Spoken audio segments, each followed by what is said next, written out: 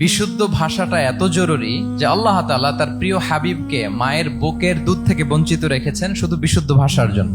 একজন মানুষ সর্বপ্রথম কোন জিনিসের প্রেমে পড়ে জানেন? কথার প্রেমে পড়ে। কথার ধরন, কণ্ঠস্বর, তার অ্যাটিটিউড, তার শব্দের জাদু, এটা মানুষের হৃদয়কে জয় করে ফেলে। তো রাসূল সাল্লাল্লাহু আলাইহি ইসলামের এই এলোকোয়েন্স ছিল। তিনি বলতেন আল্লাহ তাআলা আমাকে সর্বমর্ম বাচন ভঙ্গির অধিকারী করেছেন। মানে উনি যেটা বলতেন এটা ছিল very precise in wording but comprehensive in meaning. এটার যে দোতনা, এটার যে appeal to the heart of the people, to the heart of the listener, এটা অসাধারণ। মানুষের হৃদয়কে জয় করে ফেলতো। আল্লাহু আকবার। তিনি এমন ভাবে কথা বলতেন, কথার মাঝখানে মাঝখানে পজ দিতেন, মানে একটু থামতেন যাতে করে শ্রোতারা বুঝতে পারে। এত চমৎকার করে ওনার প্রেজেন্টেশন ছিল, বক্তব্য মালাগুলো ছিল, ফলে যারা শুনতেছে ইজিলি মুখস্থ করে ফেলতে পারত। রাসূল সাল্লাল্লাহু আলাইহি ইসলামের সবচাইতে বড় ভাষণটি ছিল বিদায় হজের ভাষণ, খুব সম্ভবত। ওই ভাষণের টেক্সট গুলোকে যদি একসাথে করা হয়, আমার মনে হয় 10 মিনিটের বেশি লাগবে না ওই টেক্সট গুলো পড়তে। তার মানে সবচাইতে বড় যে ভাষণ ওনার, ওটা কত ছিল? 10 থেকে 12 মিনিটের ভাষণ ছিল। আমরা তো ঘন্টার পর ঘন্টা বক্তব্য করি, তারপরেও তো আমরা মানুষের মনকে খুশি করতে পারি না। উনি সেই যে 1400 বছর আগে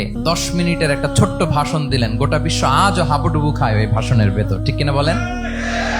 মাঝে মাঝে এমন আবেগ ঘন বক্তব্য উপস্থাপন করতেন, সাহাবারা অশ্রুসিক্ত হতো। আবার যুদ্ধের ময়দানে যখন কমান্ড করতেন, তখন তিনি রেগে যেতেন। উঁচু কণ্ঠে তিনি কথা বলতেন, মনে হচ্ছে একজন সেনাবাহিনীর কমান্ডার তার ব্যাটালিয়নকে কমান্ড করছেন। আল্লাহু আকবার।